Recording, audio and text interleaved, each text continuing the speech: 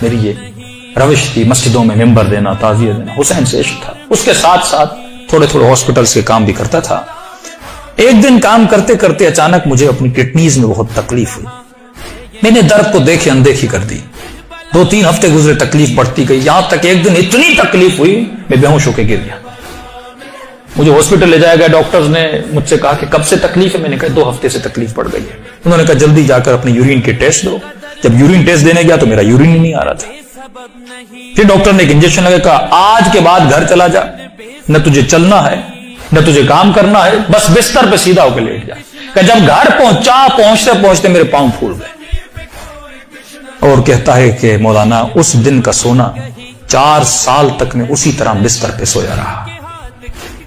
4 سال تک میں بستر سے اٹھ نہیں سکا، بدن پھول گیا، نہ ہاتھ ہلا سکتا ہوں نہ پاؤں ہلا سکتا ہوں، یہاں تک کہ میں نے آنکھوں سے دیکھنا بھی چھوڑ دیا، بس مجھے کانوں سے آوازیں سننے آتی تھی۔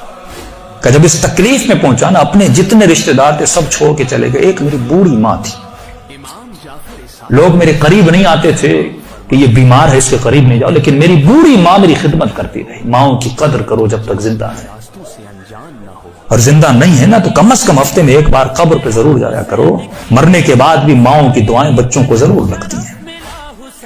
کہ اس ماں نے میری خدمت ایسے کی جیسے میں بچہ تھا۔ کہ ایک دن مجھے یہ ہو گئے ہاسپٹل آنا جانا، بدن بہت پھول گیا، کھال بالکل نرم ہو گئی۔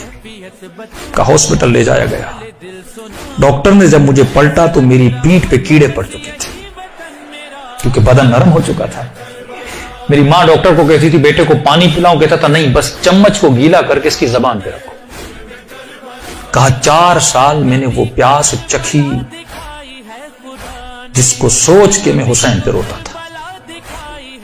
شدت پیاس میں میں نے بس دل میں نے حسین حسین حسین کو، اپنے آقا کو میں نے امید نہیں توڑی، حسن ظن تھا میرے آقا حسین کو۔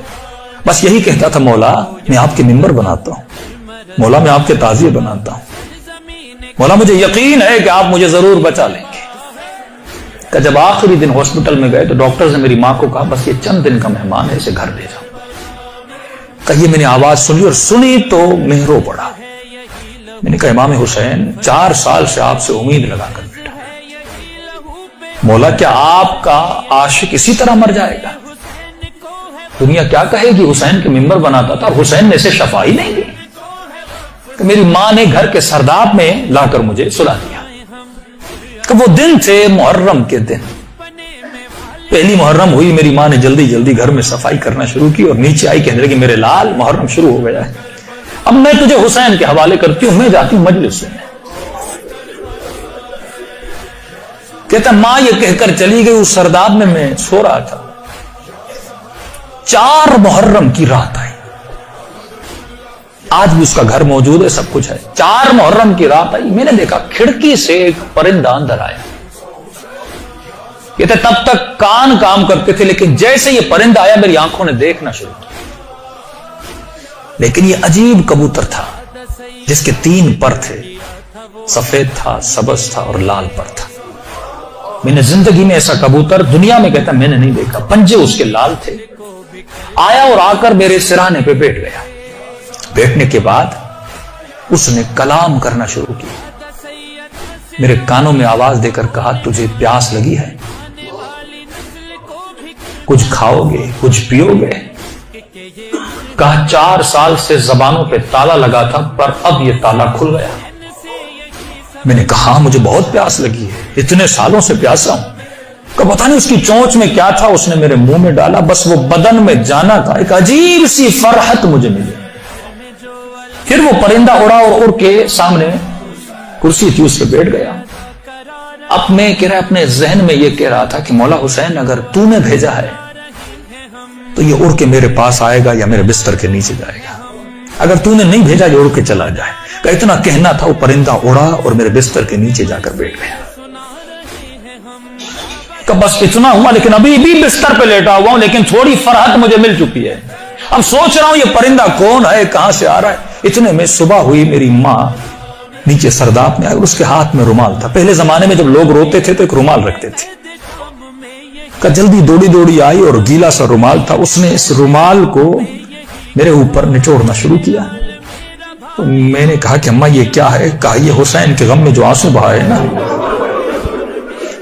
تیرے بدن پہ مل رہی ہے تاکہ خدا تجھے شفا دے دے. کہ یہ کہہ کر میری ماں چلی گئی. جیسے جا رہی تھی میں نے کہا اماں اگر زحمت نہ ہو، ایک کبوتر ہے اس بستر کے نیچے، اگر زحمت نہ ہو اس کے لیے تھوڑا دانا اور پانی رکھ لو. بہانے کا کبوتر کہاں سے؟ کہا بس رکھ لو. کہ ماں آئی اور اس نے نیچے دانا رکھا، پانی رکھا، چلی گئی.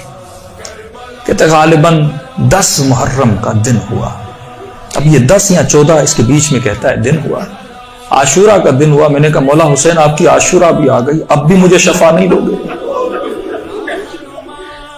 کہا رو ہی رہا تھا کہ اچانک میرے کمرے کا دروازہ کھلا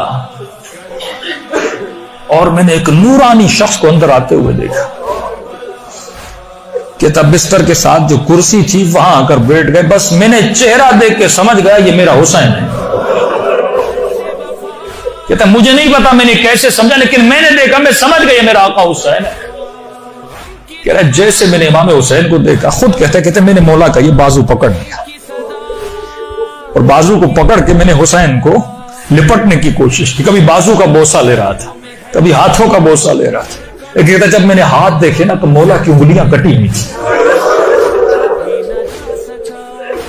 میں نے کہا میں قربان جاؤں میرے آقا، 4 سال سے انتظار میں، میری جان آپ پہ فدا مولا، اتنی دیر لگا دی اپنی زیارت کرنے.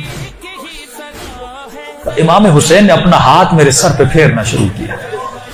کہا آج ماشاءاللہ ہم آ گئے، ہمارا انتظار تھا، ہم آ گئے، تیرا انتظار ختم ہو گیا، بتا تجھے کیا چاہیے. میں نے کہا میں نہیں بتاؤں گا، آپ کو پتا ہے مجھے کیا چاہیے. آپ میرے حال کو دیکھ رہے، میں زبان سے کچھ نہیں مانگوں گا، آپ کو پتا ہے کہ مجھے کیا چاہیے. اتنا کہنا تھا، حسین نے میرے وجود پہ ہاتھوں کو پھیرنا شروع کیا. میرے ہاتھوں کو پھیرا، میرے کاندھوں کو پھیرا، میرے جسم پہ ہاتھ لگائے. کہا آج ماشاءاللہ جو تجھے چاہیے تھا حسین نے دے دیا. میں نے کہا آپ کا بہت شکریہ. کہ مولا میں نے ایک نظر کی تھی. کیا کی تھی آج ماشاءاللہ؟ مولا میں نے نظر کی تھی اگر آپ مجھے شفا دیں گے میں 10 دن آپ کا نیاز کروں گا، 10 دن مجلس کروں گا اور 10 دن آپ کا نیاز کروں گا. امام حسین نے کہا آج ماشاءاللہ 10 دن اپنی طرف سے کرنا، 8 دن میری طرف سے کرنا. کہا مولا 8 دن کس چیز پہ؟ کہا آج ماشاءاللہ 10 دن تو حسین کے لیے کرے گا اور 8 دن میری طرف سے میری اماں زہرا کے لیے کرنا.